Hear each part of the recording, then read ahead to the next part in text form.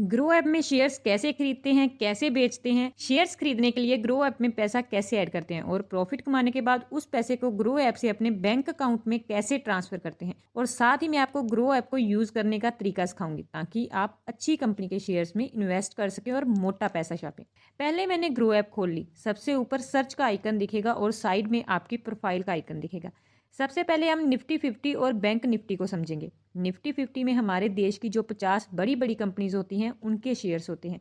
जैसे ये नीचे निफ्टी 50 का करंट प्राइस दिखा रहा है 17,645 रुपये और आज के दिन इसकी वैल्यू 1% गिर गई है, यानी कि 81 रुपीज़ लगभग इसकी वैल्यू आज गिरी है। अब जब तुम निफ्टी 50 पर क्लिक करोगे इसके बारे में सारी डिटेल आ जाएगी। अभी करंटली जो टॉप 50 कंपनीज हैं उनकी लिस्ट नीचे शो होगी, जैसे Reliance, TCS, HDFC bank, like that. अब हम बैक चलते हैं। अब बैंक निफ्टी की बात करते हैं। बैंक निफ्टी पर क्लिक करते ही इसकी पूरी डिटेल आ जाएगी। जैसे इसका करंटली प्राइस दिखा रहा है 42,000 रुपीज़ और आज के दिन 0.26% इसकी वैल्यू डाउन हुई है।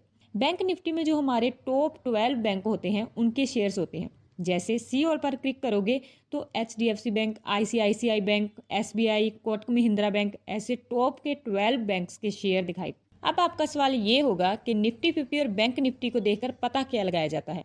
तो देखो, इसमें हमारे देश की टॉप की कंपनीज आती हैं। अगर वो ही अच्छा परफॉर्म नहीं करेंगी तो इससे पता चलता है कि शेयर मार्केट अच्छा परफॉर्म नहीं कर रही है। मतलब इससे हमें डेली के शेयर मार्केट की परफॉर्मेंस का पता चलता है। अब आगे जो एक्सप्लोर वाले सेक्शन में लिखा है मोस्ट बॉट ऑन ग्रो, इस वाले सेक्शन में हमें ये पता चलता है कि इन्वेस्टर्स कौन से शेयर ज़्यादा खरीद रहे हैं। मतलब इन्फोसिस, विप्रो, टाटा स्टील और निप्पॉन जैसे शेयर्स अभी लोग ज़्यादा खरीद रहे हैं। अब नीचे लिखा है प्रोडक्ट्स एंड टूल, मतलब कि ग्रो ऐप आपको कौन कौन सी चीज़ों में इन्वेस्ट करने का ऑप्शन प्रोवाइड करवाता है। अब आपको फ्यूचर एंड ऑप्शन में इन्वेस्ट करना है तो जहां क्लिक करना होगा, और अगर आप इंट्राडे ट्रेडिंग में इन्वेस्ट करना चाहते हो तो जहां क्लिक कीजिए। और अगर आप ऑल स्टॉक्स पर क्लिक करोगे तो आपके पास जितने भी स्टॉक शेयर मार्केट में लिस्टेड हैं वो सारे के सारे शेयर्स दिखाएगा। अब साथ ही IPO का ऑप्शन है। इसका मतलब है कि जब कोई कंपनी पहली बार पब्लिक से शेयर्स के बदले में पैसा मांगती है तो वो IPO में दिखाता है। जहां पर अगर किसी कंपनी का IPO आता है तो वो जहां ओपन में दिखाएगा और क्लोज वाले सेक्शन में देखो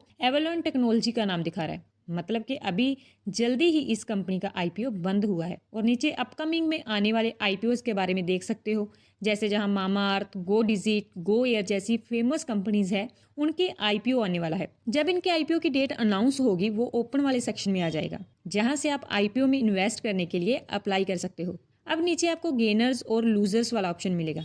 गेनर्स में आपको पता चलेगा कि आज शेयर मार्केट में जिन कंपनी का शेयर प्राइस सबसे ज़्यादा बढ़ा है वो दिखाएगा। जैसे कि जहां लार्ज लिखा है, मतलब जो बहुत बड़ी कंपनीज होती हैं उनमें से किस कंपनी का शेयर प्राइस बढ़ा है वो दिखाएगा। जहां जैसे कि नेस्ले इंडिया कंपनी का प्राइस लगभग 21,000 रुपये है और आज के दिन ये 3.82% बढ़ा है। ऐसे ही ये दूसरों का दिखा रहा है। अब ये देखो लार्ज, मिड और स्मॉल कैप का क्या मतलब है। स्मॉल कैप में हमें छोटी कंपनीज दिखाएगा जिनका मार्केट साइज थोड़ा छोटा होता है। मिड कैप उससे थोड़ी बड़ी कंपनीज होती हैं और लार्ज कैप सबसे बड़ी कंपनीज। स्मॉल कैप में आप देख सकते हैं कि आज शेयर मार्केट में किन किन छोटी कंपनीज का प्राइस बढ़ा है, और मिड में आप जिन मीडियम कंपनीज का आज शेयर प्राइस बढ़ा है वो देख सकते हैं। ऐसे टॉप लूजर्स भी देख सकते हो कि किन कंपनीज के शेयर प्राइस आज गिरे हैं। इसके नीचे मार्केट न्यूज़ का एक सेक्शन दिखेगा जिसमें शेयर मार्केट से रिलेटेड कुछ जरूरी न्यूज़ मिल जाएगी। ये है एक्सप्लोर का सेक्शन। अब जैसे आपको किसी शेयर के बारे में सर्च करना है तो आप कैसे करोगे। जैसे जहां हम रिलायंस इंडस्ट्रीज वाला शेयर खोल लेते हैं।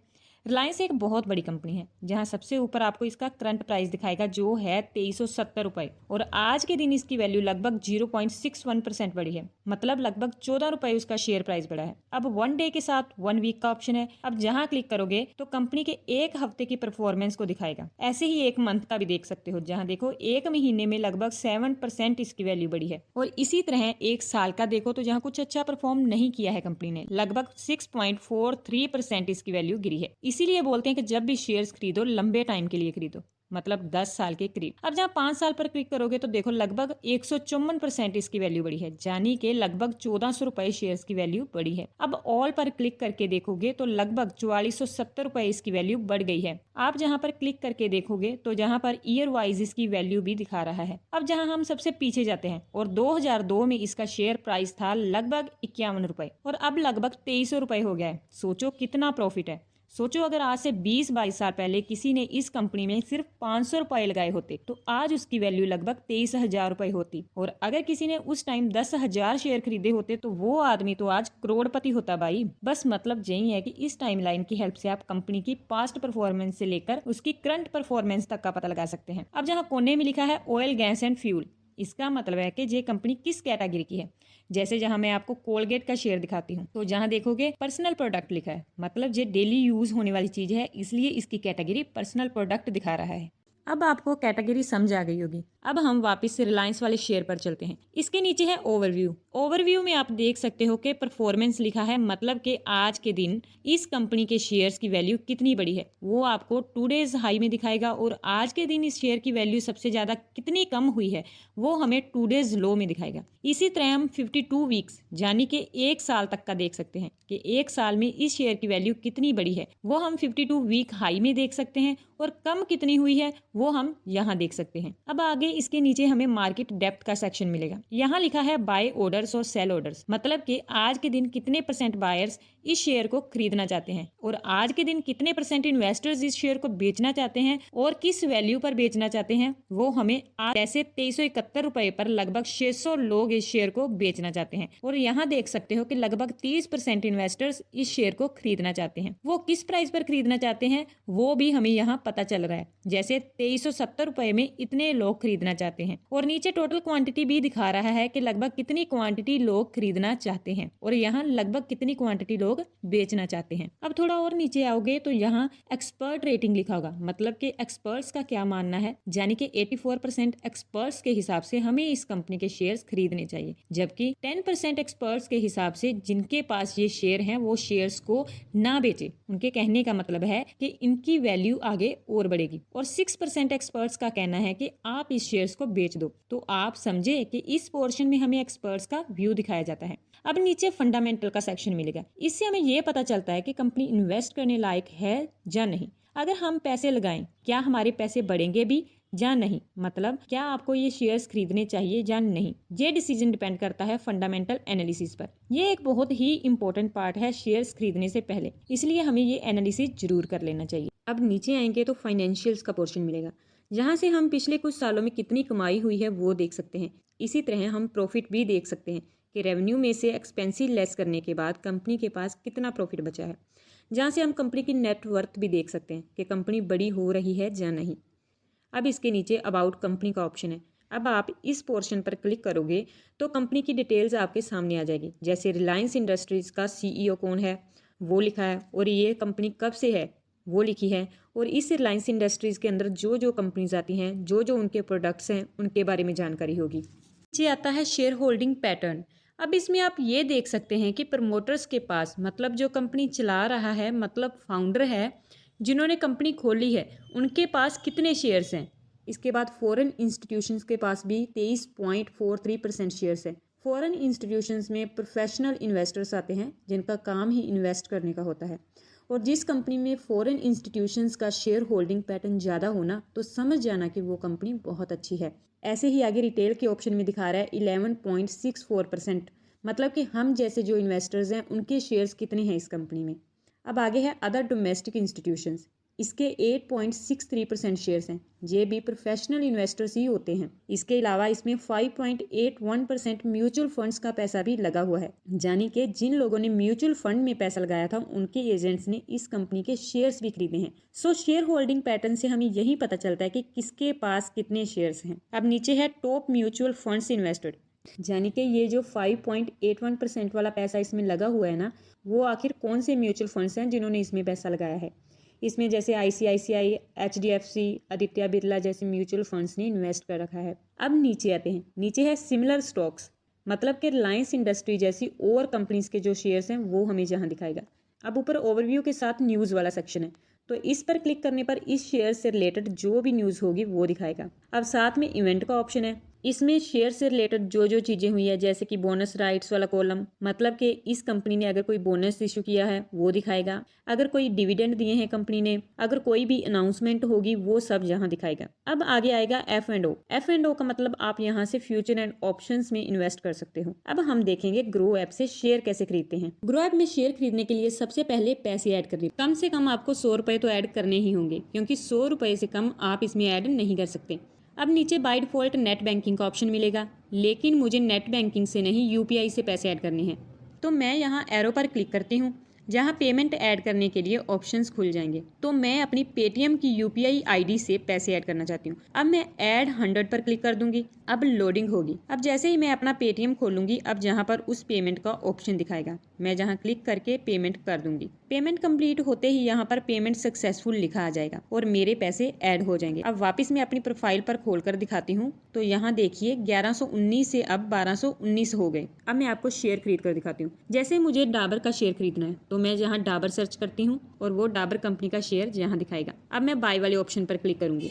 अब मुझे कितने शेयर्स खरीदने हैं वो क्वांटिटी जहां डालूंगी। जैसे मैं 1 शेयर खरीद रही हूँ। अब नीचे है प्राइस मार्केट। इसका मतलब है कि क्या आप इसके मार्केट प्राइस पर खरीदना चाहते हो, जैसे जो अभी ऊपर दिखा रहा है 523 रुपए, या फिर आपको लगता है कि इसका प्राइस कम होगा तो आप प्राइस लिमिट भी सेट कर सकते हो। मान लो मुझे लगता है कि इसका प्राइस 522 रुपए हो जाएगा, तो मैं जहाँ 522 रुपए डालकर सेट कर दूंगी। और जैसे ही आज के दिन इस शेयर का प्राइस 522 रुपए होगा, तो ऑटोमेटिकली ग्रो मेरे लिए वो शेयर खरीद लेगा और वो शेयर मेरे डीमेट अकाउंट में आ जाएगा। और अगर आपको मार्केट प्राइस पर ही खरीदना है, तो आप वापस मार्केट प्राइस कर दो और अब मैं बाय पर क्लिक करती हूँ। इसके अलावा अगर आप इसे इंट्राडे के लिए खरीदना चाहते हो, तो वो भी यहाँ दिखा देगा। कितने शेयर्स खरीदने हैं वो आप क्वांटिटी डालो, आपके पास जितनी मनी ऐड है उसी के हिसाब से आप शेयर खरीद सकते हो। अब जहाँ मैं प्राइस लिमिट 522 सेट कर देती हूँ। और जब भी आप इंट्राडे में ट्रेडिंग करो तो स्टॉप लॉस जरूर सेट करो। मींस अगर 520 रुपए से प्राइस नीचे जाता है शेयर्स का, तो ये लोग ऑटोमेटिकली मेरे शेयर्स को बेच दें ताकि मुझे लॉस ना हो। सो डिलीवरी का मींस है कि आप शेयर्स को 1 से ज्यादा दिन के लिए खरीदोगे, मतलब 1 महीना,